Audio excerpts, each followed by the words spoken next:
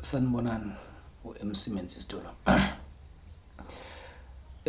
Bafowethu mhlambe before khona into ebalekile engifuna ukuzoyikhuluma and ngiyacela ukuthi silalelisise kahle. Angizokuba mude.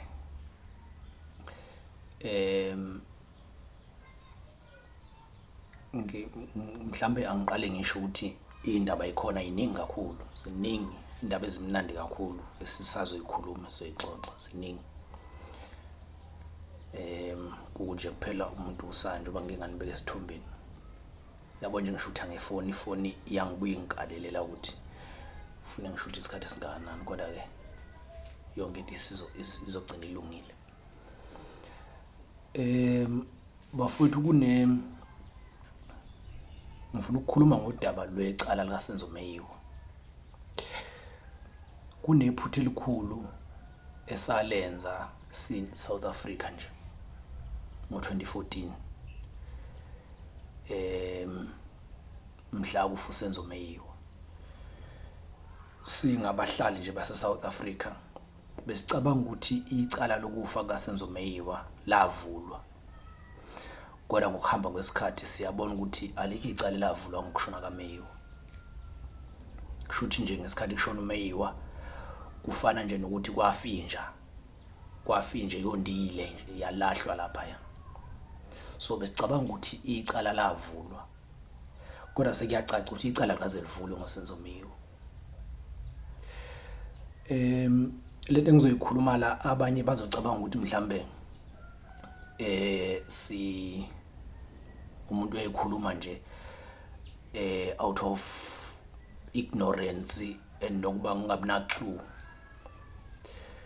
Bafowethu uSenzo Meyiwa selokhu ashona ngo-2014, 26 October 2014. Namanje akaze kuboshwe umuntu ngecala kaSenzo Meyiwa. In fact akaze livulwe icala ngoba lento eyenziwa lolu canso olwenziwa lapha ya eNorth Gauteng High Court la kuthiwa kuthethwa khona icala kaSenzo Meyiwa. Akulona icala kaSenzo Meyiwa leli, akulona akulona icala likaSenzo Meyiwa. Well ke abazi umthetho they may quote me wrong, kodwa akulona icala likaSenzo leseyenziwa lapha na kuyona icala kaSenzo Meyiwa.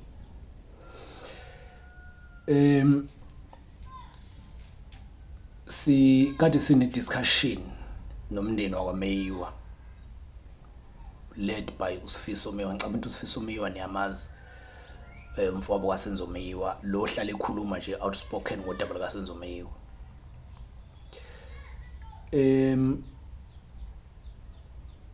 Icala likaSenzo ngicabanga ukuthi senizwile koMadlanga Commission ad hoc committee ukuthi amaphoyisa angabaphathi abule kanjani.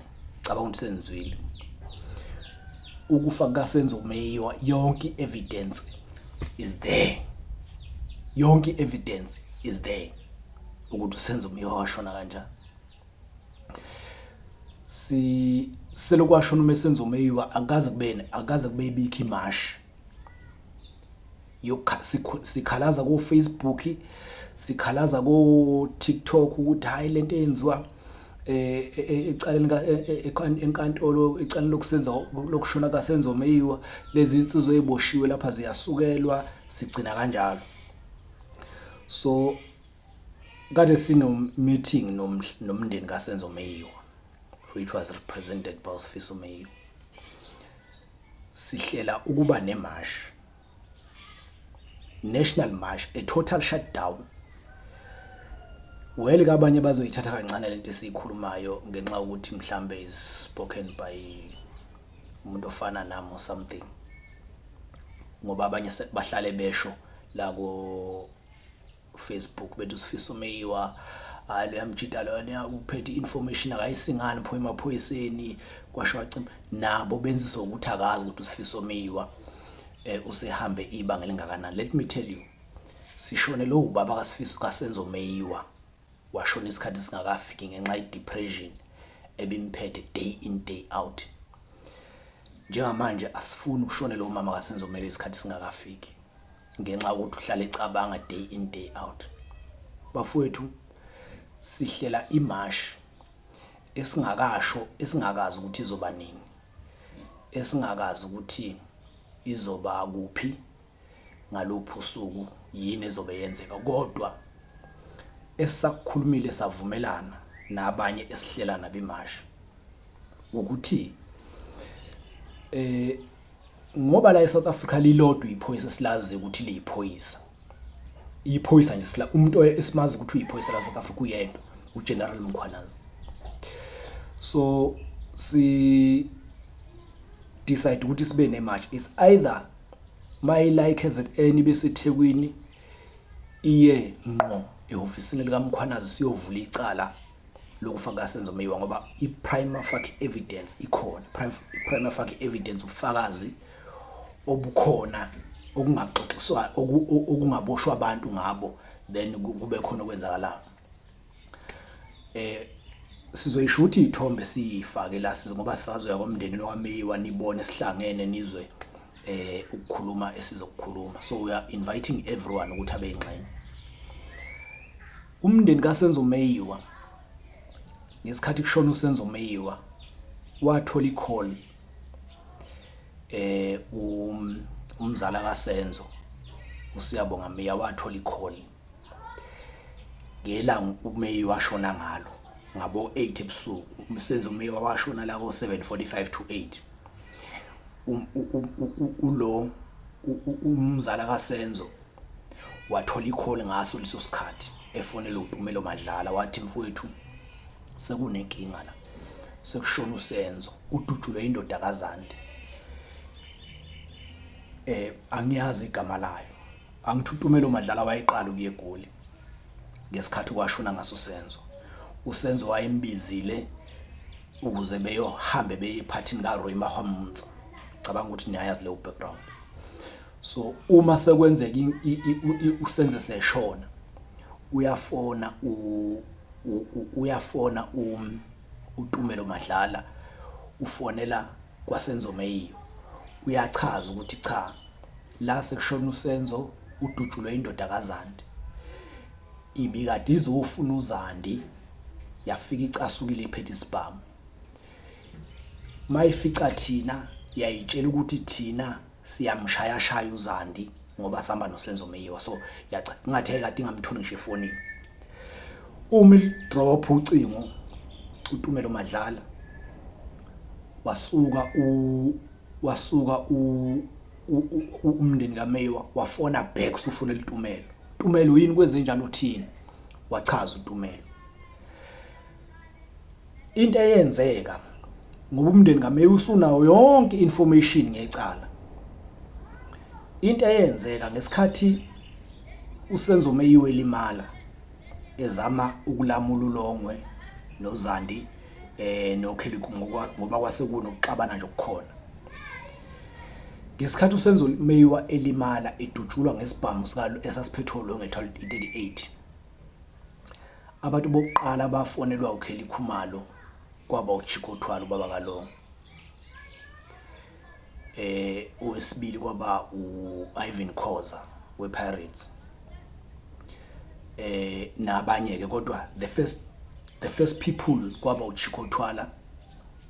Khelikhumalo emtshela uChikothwala ukuthi uSenzo usenze njengesibhamu. uChikothwala wafonela uShedrack Sibiya, uGeneral Sibiya, nangilo iphoyisa lelisigebengu kakhulu okukhulunywa ngalo Madlanga Commission. Ngenxa ukuthi bangabangani, uShedrack Sibiya mayifonela uChiko, angithi ngesikhathi kwenzeka isigameko sesenzelekile isigameko washona uSenzo, wonke umuntu wayefona okade ekhona endlini efona ukuthi hayibo sekwenzeka ukuthi ngesikhathi efona uKhelikhumalo ngapha noDumelo Madlala uyafona ngapha. So ngoba umndeni kaMeyiwa nje wamuza uKhelikhumalo ngesikhathi ukhuluma noMadlala, bamuza uKhelikhumalo ngale ekhala ethi kodwa ngizothini ngimama kaSenzo. So uGeneral Sibiya kanti uChikothwala uzoba neplan noGeneral Sibiya ukuthi no, angingashiyi ukuthi uSenzo udutshulwe yilesi sibhamu futhi udutshulwe uLongwe, akuvele kuthiwe nje kungena igebengu. uGeneral Sibiya wasuka ePitoli wathi mayifonele uChikothwala wathi uGeneral Sibiya no ngizoya kwi-crime scene tshela labo okheli Khumalo ukuthi isibhamu bangasiniki umuntu angithi isigameko senzeke eFosloras akhona ama-police station kodwa ngenxa ukuthi uGeneral Sibiya was the highest officer. He has a very high rank eGoli. Wafike wasithatha isibhamu i-38 wahamba naso base ukuthi bona njengamaphoyisa ababehlangene nabo behlanganisa lobufakazi noChikothwala bashintsha ubufakazi baplanta ibaletha ibullet ye9 la kwase kuba ngazi ukuthi uSenzo Meyiwa ubulawe yi9 ingakho phela ngesikhathi okhili Khumalo Longwethwala bese enkantolo babefakaza bethi no Tumelo Madlala babefakaza bethi umuntu owadubulayo wayephethe isibhamu esinesol ofushi 38 kodwa ke enkantolo Sifiso General Sibiya babazi ukuthi lonto bona masebelanda udokotela wabhala nje ukuthi uSenzo ubulewe yi9 vele kuzothathwa lokho enkantolo bakuchitha ubufakazi babo kalula ngoba enkantolo awukwazi mina nje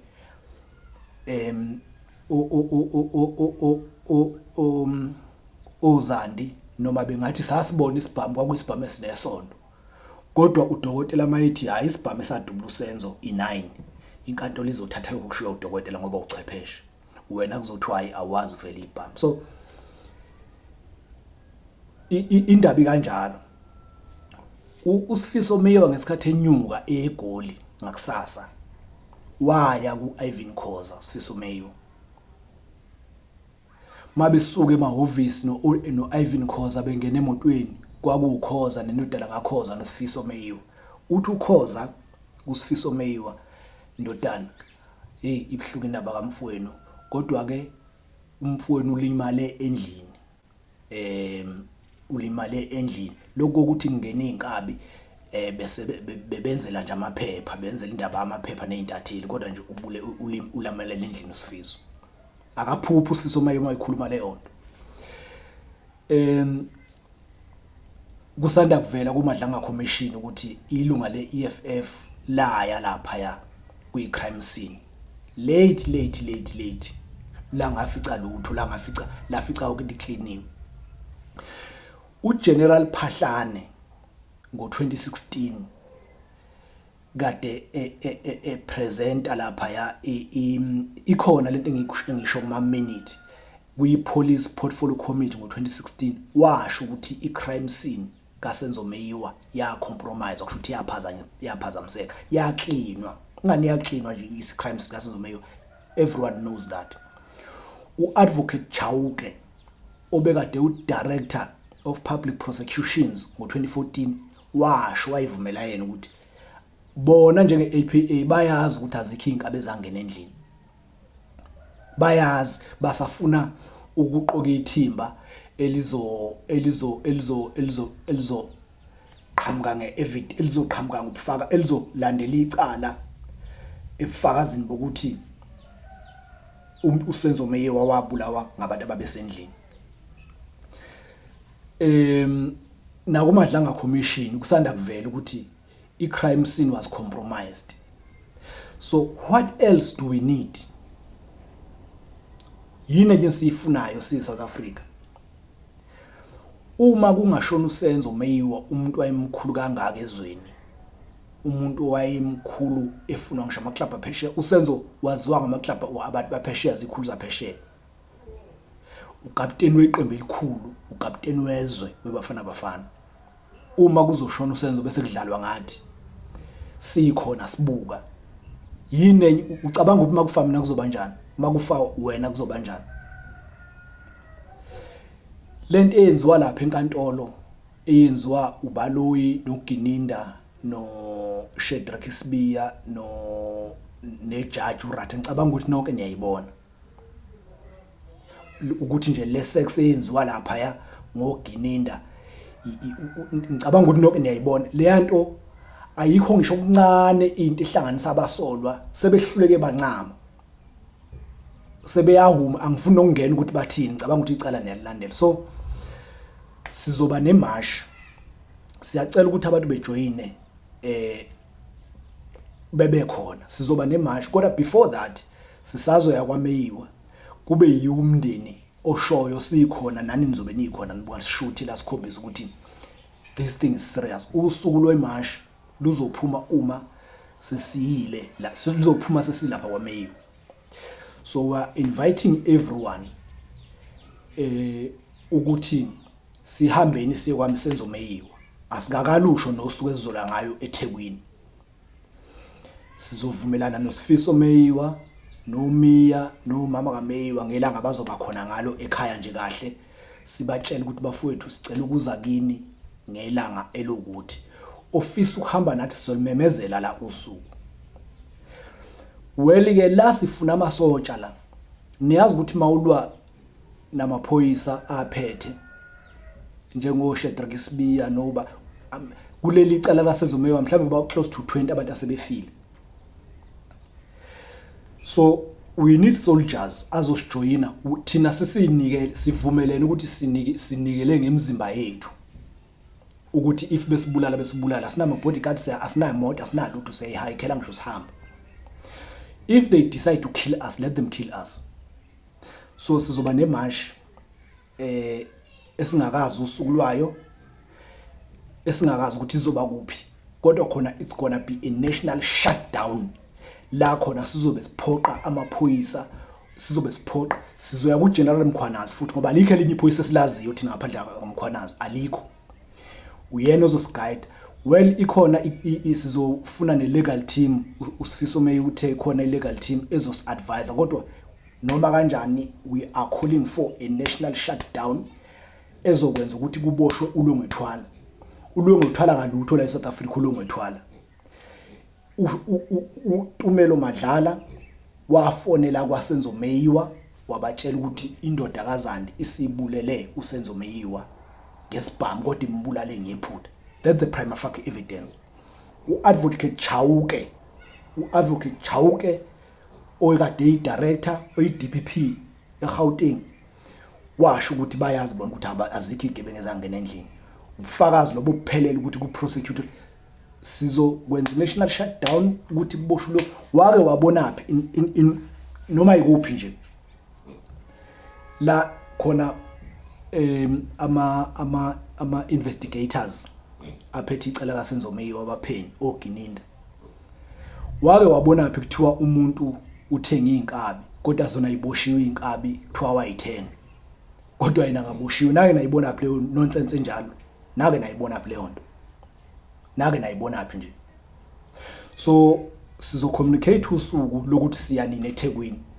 Abantu abafisa ukuthi bebe ingxenye yokuthi siye kwaSenzo Meyiwa eThekwini bazovela sidiscuss nanabo futhi usuku lokuthi siyanini kwaSenzo Meyiwa eThekwini. Siyelana kwaMeyiwa, sifuna kube umndeni kwaMeyiwa ozokhipha usuku lokuthi imash inini nani nibone ukuthi lento esiyenzayo we are together. Ngiyabonga kakhulu ngithi angifuni ukuba mude.